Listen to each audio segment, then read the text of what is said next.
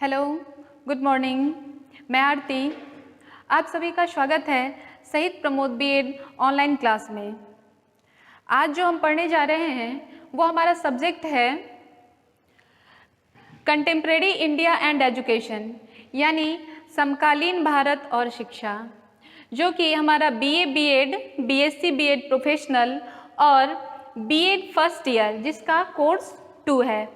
हमने समकालीन भारत और शिक्षा के पहले भी और 2 क्लास किया है, जिसमें अब हम आगे देखेंगे कि इसमें मेरा क्या टॉपिक है। आज जो हम लोगों का टॉपिक है वो है शिक्षा की प्रक्रिया, यानी प्रोसेस ऑफ एजुकेशन। हम लोगों ने इससे पहले जो क्लास किया था उसमें शिक्षा की जो व्यापक अर्थ है वो और शिक्षा के जो संकुचित अर्थ है उसके बारे में पढ़ा था। हमने शिक्षा के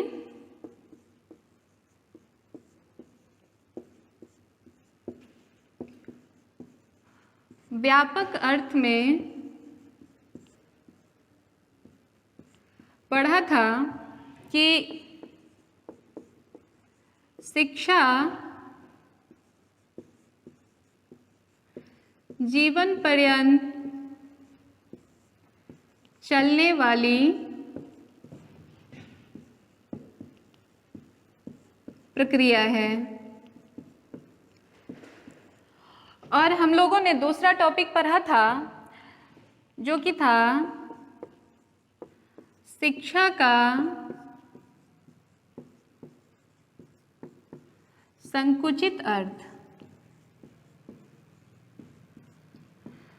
तो शिक्षा के व्यापक अर्थ में हम लोगों ने पढ़ा था कि शिक्षा जीवन पर्यंत चलने वाली प्रक्रिया है, यानी शिक्षा किसी भी बालक के जन्म के पश्चात शुरू होती है और वो जब तक जिंदगी चल रहा है, यानी वो जीवन पर्यंत चलते चला जाता है। वो किसी भी रूप में हो सकता है, या तो वो अपने उसके परिवार से हो सकता है, उसके समाज से हो सकता है, उसके विद्यालय से हो सकता है, उसके प्लेग्राउंड से हो सकता है, कहीं से भी, क्योंकि शिक्षा के अनेक रूप हैं। लेकिन हम लोगों ने शिक्षा का संकुचित अर्थ इसमें पढ़ा था कि शिक्षा का जो संकुचित अर्थ है उसका तात्पर्य सामान्यतः क्या होता है कि स्कूली शिक्षा से होती है। जो स्कूल में शिक्षा दी जाती है वही क्या है, शिक्षा का संकुचित अर्थ है, जहाँ पे एक निश्चित समय में निश्चित व्यक्ति के द्वारा निश्चित पाठ्यक्रम के अनुसार शिक्षा दिया जाता है, जिसमें एक अवधि तक ही शिक्षा को दिया जाता है। जैसे कि कोई बालक है, वो उसकी शिक्षा कब शुरू हो जाती है, 3 इयर्स में। वो 6 ईयर का होता है तो पहली कक्षा में जाता है। जिस तरह से समय बढ़ते जाता है उसकी शिक्षा बढ़ते चली जाती है। लेकिन एक ऐसा समय आता है जिस समय उसकी जो स्कूल की शिक्षा है वो रुक जाती है, महाविद्यालय की शिक्षा है वो रुक जाती है। तो कहने का तात्पर्य है कि एक निश्चित जगह पे जो शिक्षा दी जाती है वही क्या है, उसी का तात्पर्य क्या है, शिक्षा के संकुचित अर्थ से है। अब ये जो शिक्षा का जो संकुचित अर्थ है उसमें पुस्तकों का महत्व होता है। मूल रूप से विद्यालय या महाविद्यालय में जो हम शिक्षा ग्रहण करते हैं उसमें एक सबसे अधिक अगर किसी की महत्व दी जाती है तो वो है पुस्तकों की। और वो पुस्तक किन के द्वारा, तो शिक्षकों के द्वारा। तो हमने पिछले दिन शिक्षा के व्यापक अर्थ और शिक्षा के संकुचित अर्थ को देखा था। आज हम लोग जो देखेंगे वो है हमारा कि नेक्स्ट टॉपिक है कि शिक्षा की प्रक्रिया, यानी process of education. Process of education, इसमें इसको हम देखते हैं किस तरह है ये।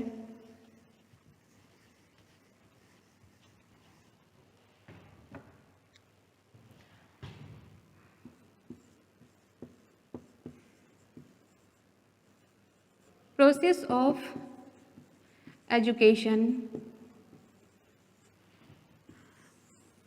कुछ शिक्षाविद मानते हैं कि शिक्षा जो है वो क्या है, वो एक गतिशील प्रक्रिया है।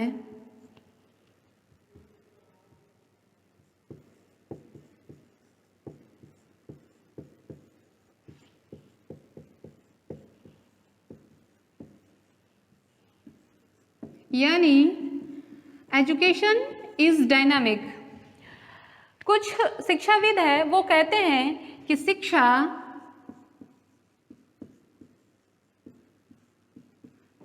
द्विध्रुवी प्रक्रिया है।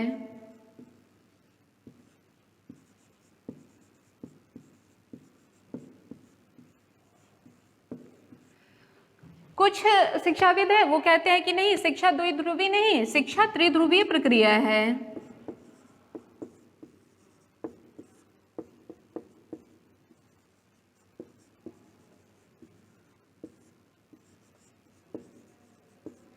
यानी एजुकेशन ट्राइपोलर प्रोसेस।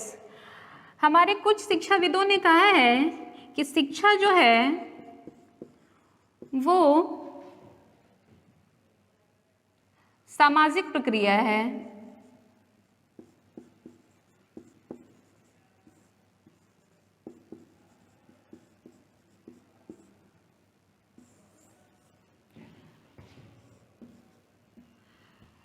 तो कुछ लोगों ने कहा है कि ये बहुध्रुवीय है, ये जो शिक्षा है उसके अनेक रूप हैं।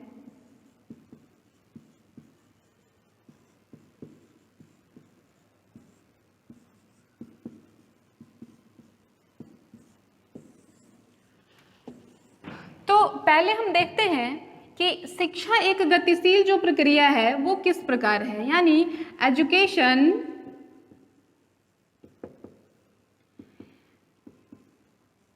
Dynamic process.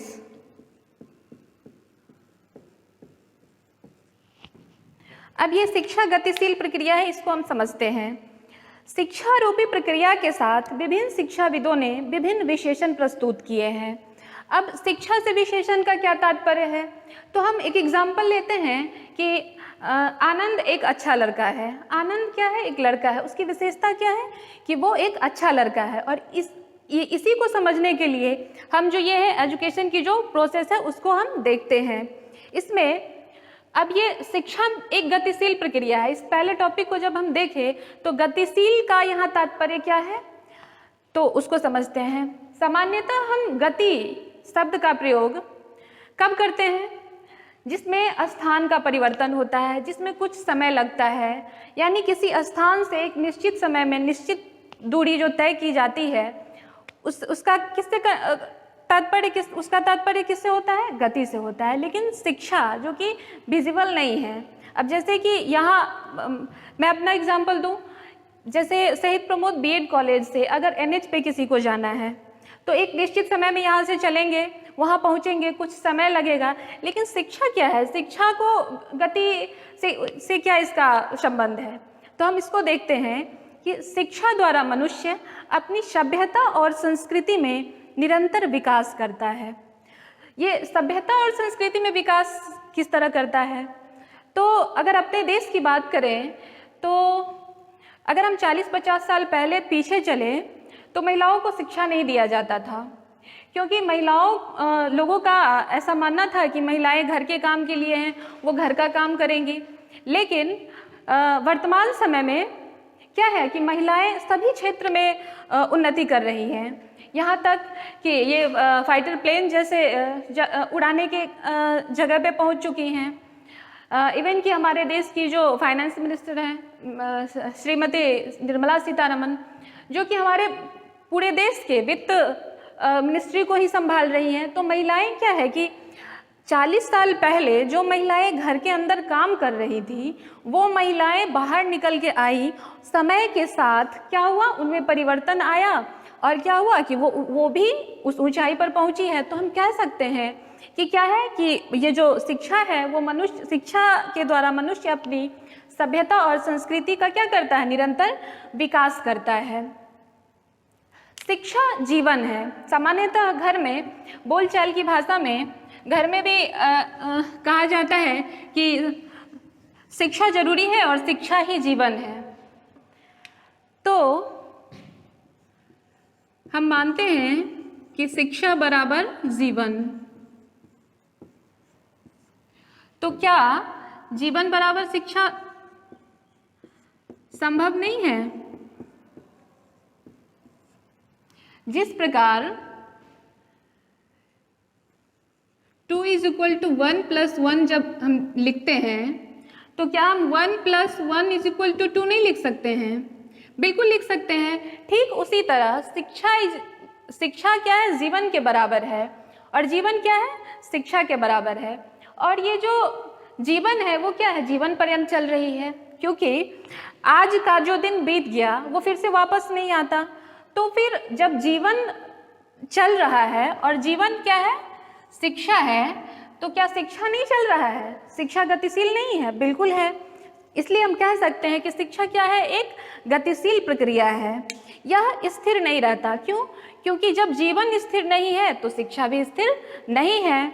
ये जो शिक्षा है यह समय, स्थान, आवश्यकता, परिस्थिति तथा समस्याओं के अनुसार परिवर्तित होती रहती है। अब ये शिक्षा समय के साथ कैसे परिवर्तित होती है उसको हम देखते हैं। कोई बालक है जो मॉन्टेसरी में या प्ले स्कूल में पढ़ रहा है, जब उसकी उम्र 4 ईयर होते हैं, लेकिन वो 5 ईयर बाद, 6 ईयर बाद वो ऊपर की कक्षाओं में जाता है। यानी समय के साथ क्या हुआ, उसके जो क्लासेस हैं वो चेंज होते हैं। अब इसमें एक क्वेश्चन आता है कि जो प्राथमिक स्कूल में जब बच्चे का एडमिशन करवाते हैं तो उसकी न्यूनतम उम्र क्या होती है, तो उसका आंसर आता है 6 ईयर। यानी वर्तमान शिक्षा प्रणाली के तहत हम कह सकते हैं कि ये जो प्राथमिक शिक्षा जो है उसकी जो प्राथमिक शिक्षा में पहली कक्षा में किसी बालक का अगर एडमिशन कराना है तो उसके लिए न्यूनतम उम्र क्या होगी, 6 ईयर होंगी। अब देखते हैं यह स्थान के साथ बदलता है, यह स्थान के साथ कैसे बदलता है उसको देखते हैं। वही बालक जब वो प्ले स्कूल में होता है तो उसके लिए क्या होता है, उसके स्कूल अलग होते हैं। जब वो माध्यमिक विद्यालय में जाता है, उच्च विद्यालय में जाता है, या फिर वो महाविद्यालय की शिक्षा को ग्रहण कर रहा होता है, तो क्या होता है, उसको उस जगह से दूसरे जगह जाना पड़ता है, दूसरे स्कूल में जाना पड़ता है, महाविद्यालय में। तो क्या वो शिक्षा जो है क्या उसमें स्थान का भी महत्व है। यहाँ तीसरा वर्ड आपका आता है आवश्यकता, यानी नेसेसरी।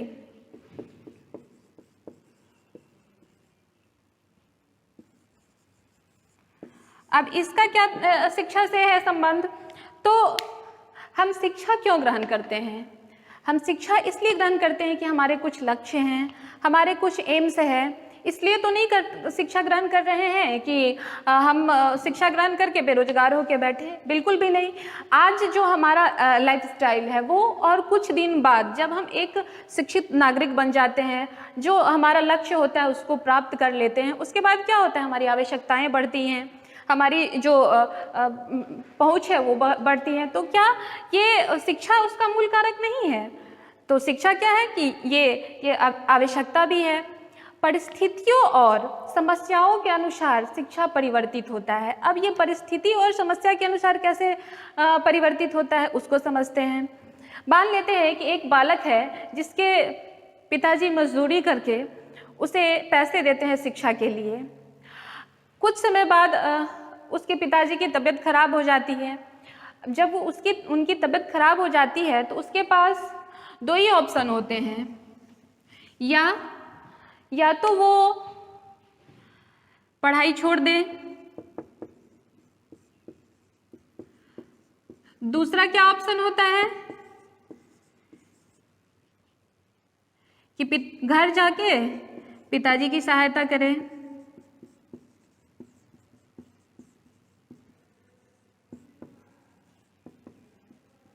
तो क्या शिक्षा परिस्थिति और समस्या के अनुसार नहीं बदली? बिल्कुल बदली।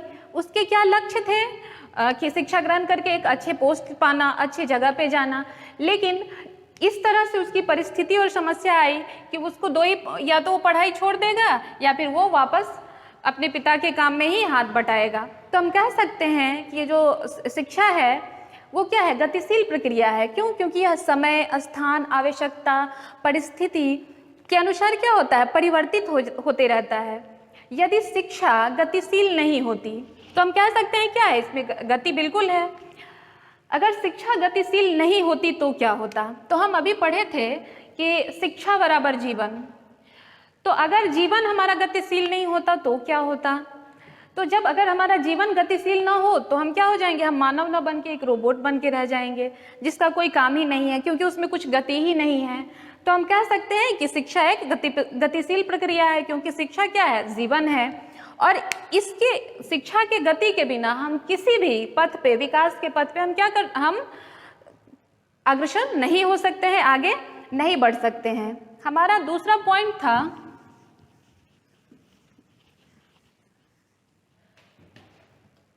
शिक्षा द्विमुखी प्रक्रिया है।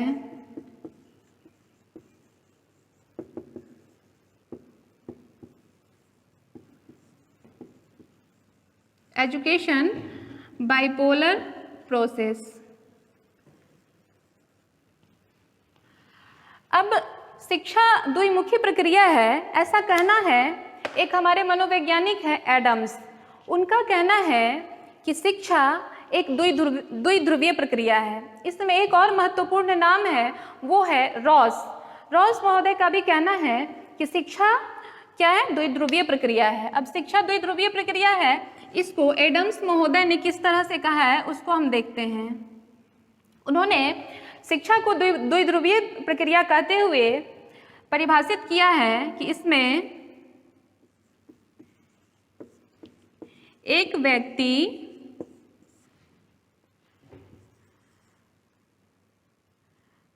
दूसरे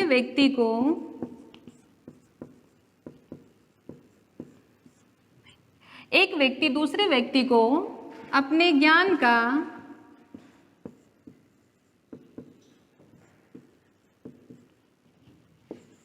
स्थानांतरण करते हैं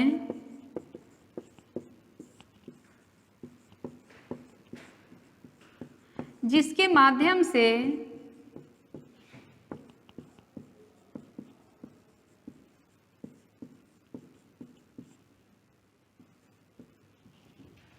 विकास तथा परिवर्तन आता है। किसमें? बालकों में। ये किसका कहना है? एडम्स महोदय का। ये किसका कहना है? एडम्स का। अब ये जो है कि शिक्षा द्विध्रुवीय प्रक्रिया है, मान लेते हैं हम इसके लिए, इसको समझने के लिए कि एक व्यक्ति दूसरे व्यक्ति को अपने ज्ञान का क्या करते हैं? स्थानांतरण करते हैं, जिसके माध्यम से विकास तथा परिवर्तन क्या है? संभव है। तो अब मान लेते हैं कि हम एक बालक को लेते हैं, वो वर्ग 4 का है, कक्षा 4 का है। जब वो अपने कक्ष में बैठा हुआ होता है तो क्या होता है, उससे शिक्षक पूछते हैं कि ये प्रकाश संश्लेषण क्या है, यानी फोटोसिंथेसिस क्या है। वो बच्चा उसके लिए ये जो फोटोसिंथेसिस वर्ड होता है वो क्या होता है? बिल्कुल नया होता है। अब ये जो नया वर्ड है फोटोसिंथेसिस, अब वो बच्चा उसके लिए क्या करेगा? वो जवाब नहीं देगा। उससे शिक्षक क्या करेंगे? बताएंगे कि ये जो फोटोसिंथेसिस प्रकाश संश्लेषण की प्रक्रिया के माध्यम से क्या करते हैं, पेड़ पौधे अपना खाना बनाते हैं, वो जीवित रहते हैं। तो क्या हुआ, उस बच्चे में शिक्षक के बताने के कारण क्या हुआ? परिवर्तन हुआ। क्या परिवर्तन हुआ? पहले अगर उससे कोई पूछता कि प्रकाश संश्लेषण की प्रक्रिया क्या है, वो नहीं बता पाता। अब अगर कोई पूछेगा वो बिल्कुल बताएगा। क्यों बताएगा? क्योंकि उसके व्यवहार में क्या हुआ है? परिवर्तन हुआ है, और इसके साथ ही साथ क्या हुआ है? विकास भी हुआ है। तो हम क्या कहेंगे कि एडम्स महोदय ने जो कहा था कि शिक्षा द्विमुखी प्रक्रिया है। हमारा दूसरा नाम आता है जो कि रॉस महोदय का।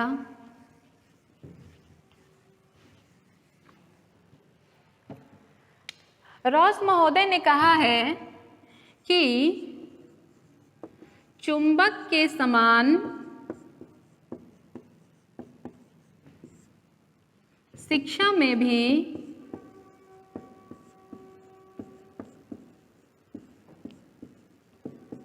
दो ध्रुवों का होना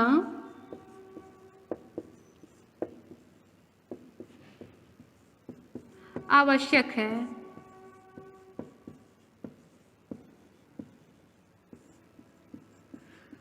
अब हम मान लेते हैं कि एक हमारा ध्रुव ये है और दूसरा क्या है? ये है। तो ये कहना किसका है कि चुंबक के समान शिक्षा में भी दो ध्रुवों का होना आवश्यक है। ये कहना है रॉस महोदय का। अब हम इसको समझते हैं कि किस तरह। तो उनका कहना था कि एक जो ध्रुव है उस पे कौन होते हैं? शिक्षक होते हैं। हमारा दूसरा जो ध्रुव है उस पे कौन होते हैं? हमारे छात्र होते हैं। क्या होता है इसमें? जब ये द्विध्रुवीय प्रक्रिया है तो इसमें क्या होता है? शिक्षक क्या करते हैं? कक्षा कक्ष में बोलते हैं, तो एक क्या करेंगे? एक क्या करता है? बोलता है। स्टूडेंट है वो क्या करेंगे? उस चीज को सुनेंगे।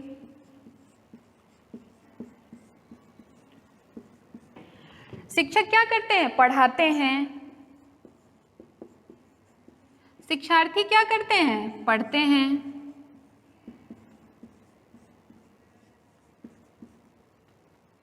शिक्षक क्या करते हैं? क्रिया करते हैं। शिक्षार्थी क्या करते हैं? उसका प्रतिक्रिया देते हैं।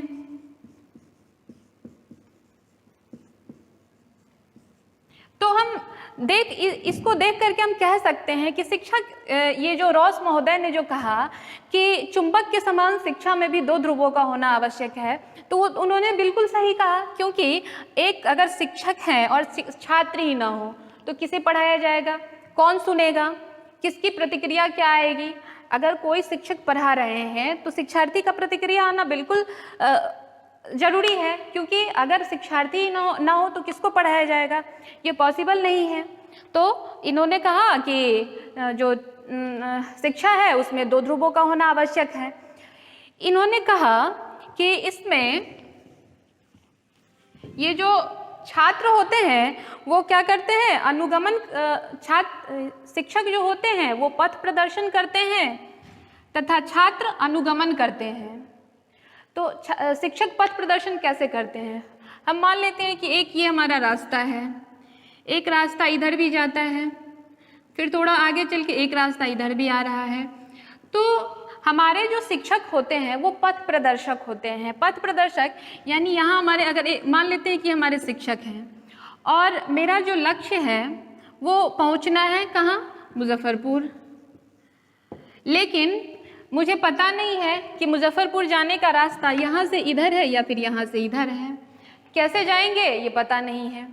तो हमारे जो शिक्षक होते हैं ठीक उसी प्रकार, जिस प्रकार ये यहाँ से चला और यहाँ हमारे शिक्षक है तो कहेंगे कि नहीं, ये मुजफ्फरपुर इधर नहीं, इधर ही जाते हैं। तो ये जो छात्र है वो क्या कर रहा है? अनुगमन कर रहा है। किसके माध्यम से? शिक्षक के माध्यम से। तो हम कह सकते हैं कि छात्र क्या होता है? पथ का अनुगमन करता है और शिक्षक क्या करते हैं? पथ का प्रदर्शन करते हैं। ये जो शिक्षा को द्विध्रुवीय प्रक्रिया उन्होंने कहा, उसमें उन्होंने दोनों को समान महत्व दिया है, यानी शिक्षक और शिक्षार्थी दोनों को उन्होंने क्या दिया है? समान महत्व दिया है। अब वो कैसे? तो जब एक शिक्षक है यहाँ और यहाँ शिक्षार्थी है, और शिक्षक अगर कुछ बोल रहे हैं और शिक्षार्थी जवाब ही ना दे, शिक्षक अगर कुछ क्रिया कर रहे हैं, शिक्षार्थी प्रतिक्रिया ही ना दे, तो क्या ये संभव है? संभव ही नहीं है। तो कह सकते हैं कि ये जो द्विध्रुवीय प्रक्रिया है जिसको हम बाइपोलर बोलते हैं, उसमें क्या है? दोनों का, शिक्षक और छात्र दोनों का क्या होता है? दोनों का समान क्या होता है? दोनों के कार्यों का संबंध होता है। दोनों के कार्यों का क्या होता है? बराबर वैल्यू होता है।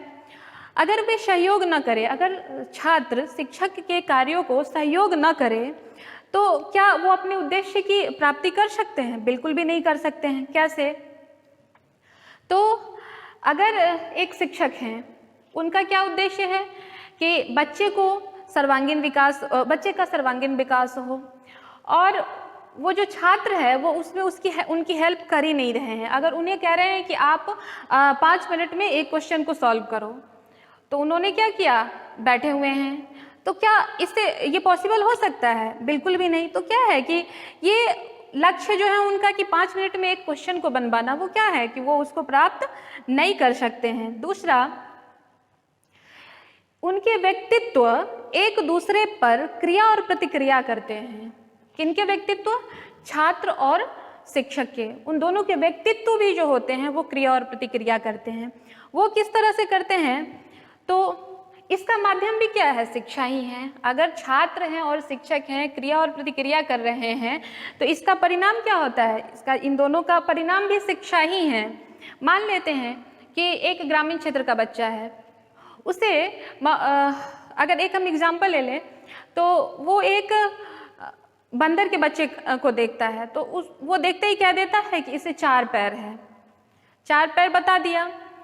लेकिन जिसने बंदर को देखा ही नहीं है और वो बस पढ़ा है क्या कि बंदर के 4 पैर होते हैं, लेकिन जब वो जिस समय उसने देखा उस समय देखा कि वो 2 ही पैर से चल रहा था, तो वो क्या कहेगा कि नहीं, बंदर के 2 हाथ और 2 पैर होते हैं। कैसे? तो अगर जिसने देखा है वो 4 कह रहे हैं कक्ष में, जिसने नहीं देखा वो कह रहे हैं कि नहीं 2 ही होते हैं, क्योंकि हमने तो मंकी को 2 ही पैर पे चलते हुए देखा था। तो क्या कह सकते हैं, इसे हम कह सकते हैं कि दोनों के व्यक्तित्व का क्या है, क्रिया और प्रतिक्रिया पे क्या करता है, इसका परिणाम होता है। इस प्रक्रिया को चलाने के लिए शिक्षक और शिष्य को एक दूसरे का ज्ञान होना आवश्यक है। कैसे? तो हमारे जो अभी शिक्षा का प्रणाली है वो कैसा है, समावेशी शिक्षा है। तो समावेशी शिक्षा में अगर हम जो हमारा शिक्षा है उसमें अगर हम एक कक्ष में सभी बालक को एक जैसे ना लेके चले तो क्या ये समावेशी कक्षा का जो महत्व है वो होगा? नहीं होगा। तो समावेशी कक्षा कहने का कि उस क्लास में एक प्रभावशाली बच्चा भी होगा, एक बच्चा होगा जो सामान्य भी होगा, एक होगा जो मंदबुद्धि होगा, सभी प्रकार के बच्चे होंगे। अब अगर वो शिक्षक जो हैं, टीचर हैं, वो सभी को समझ ले कि प्रभावशाली ही हैं और वो पढ़ाना शुरू करें, तो क्या जो सामान्य बच्चे हैं या मंदबुद्धि बच्चे हैं वो सीख पाएंगे? कुछ भी, बिल्कुल भी नहीं सीख पाएंगे। तो शिक्षक का क्या कार्य होता है कि बच्चे का ज्ञान क्या है उस तक हम पहुँचे, उसकी भावनाओं को समझे। जैसे जो बालक मंदबुद्धि है उसको उसके तरह, जो सामान्य है उसको उसके तरह, लेकिन सबको एक साथ लेकर के चले। तो क्या है, शिक्षक को शिष्य का क्या है और शिष्य को शिक्षक का ज्ञान होना, मतलब दोनों एक दूसरे का ज्ञान स्पष्ट होना जरूरी है। शिक्षक को शिष्य के स्तर पर और शिष्य को शिक्षक के स्तर पर पहुंचना आवश्यक है, क्योंकि हमारा जो शिक्षा प्रणाली है वो क्या है, समावेशी है। ऐसे अगर नहीं पहुंचा जाए, ऐसे किए बिना क्या ये शिक्षा का जो कार्य है वो सही तरीके से चल सकता है? नहीं चल सकता है। अगर शिक्षक बोल रहे हैं और छात्र समझ ही नहीं रहे हैं तो क्या ये पॉसिबल है? बिल्कुल भी पॉसिबल नहीं है। तो हमारा जो ये बाइपोलर प्रोसेस है उसमें क्या है, हमारा जो शिक्षक हो उसका और जो छात्र हो उसका, उन दोनों का क्या होता है, उन दोनों का समान होता है, जो वैल्यू है, जो महत्व है, सो दोनों का क्या है। अब इसी के द्वारा ये जो शिक्षा है, इस प्रकार हम कह सकते हैं कि जो शिक्षा है वो चेतन और विचारपूर्ण प्रक्रिया है। अब यहाँ एक वर्ड आता है चेतन। चेतन से क्या तात्पर्य है, यानी कॉन्शियस।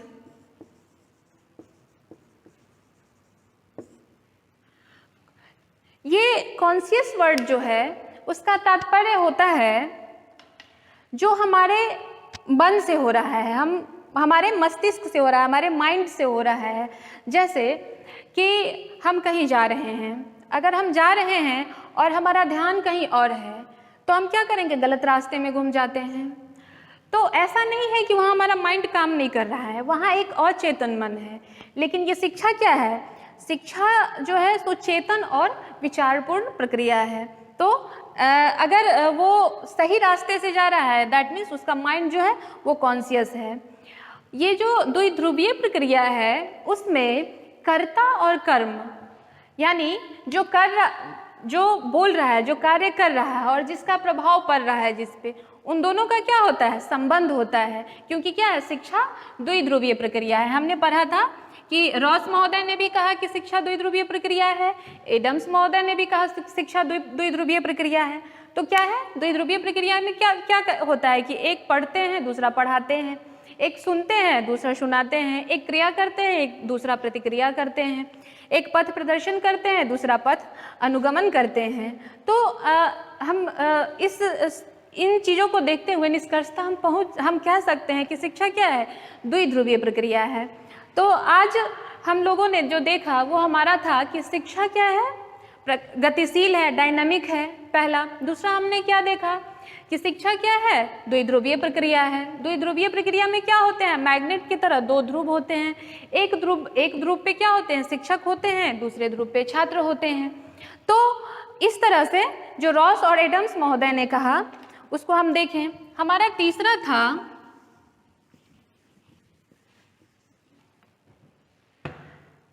शिक्षा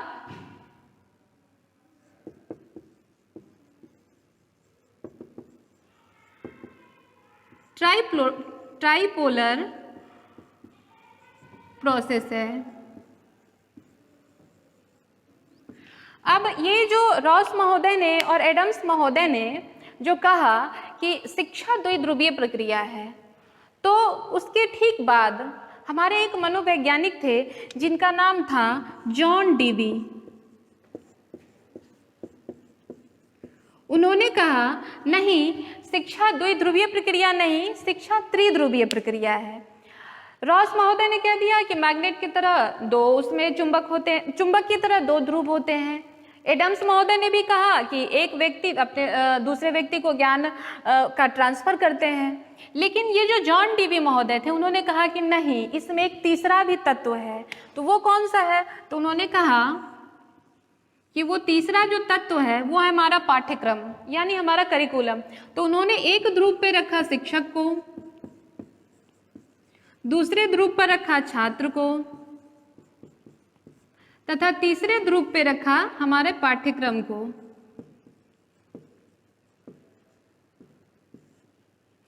तो इसमें क्या है, इनके अनुसार, जॉन डीवी के अनुसार कहना था कि शिक्षक और छात्र हो और हमारा पाठ्यक्रम ही ना हो तो क्या ये शिक्षा की जो प्रक्रिया है वो संपूर्ण रूप से, सर्वांगीण रूप से सही हो पाएगा? बिल्कुल नहीं हो पाएगा। कैसे?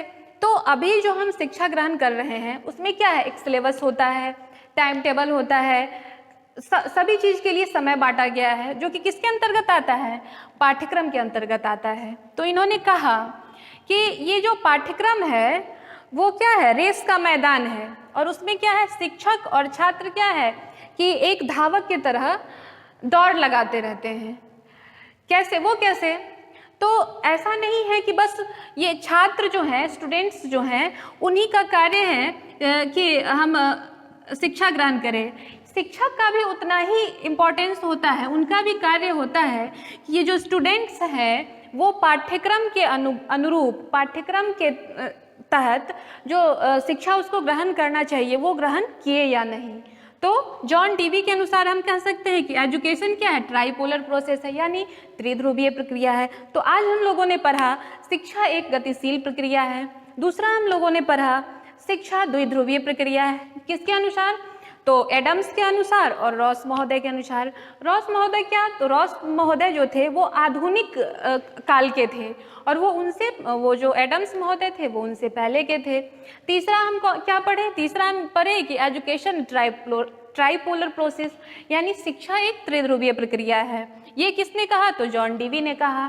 त्रिध्रुवीय में प्रक्रिया में कौन कौन होते हैं सम्मिलित? तो हमारा पहला होता है शिक्षक, दूसरा होता है छात्र और तीसरा हमारा होता है पाठ्यक्रम। तो अब हम आगे देखेंगे कि शिक्षा जो सामाजिक प्रक्रिया है वो किस तरह है, शिक्षा जो मल्टीपोलर है वो कैसे है। तो आगे की क्लास के लिए हम देखते हैं।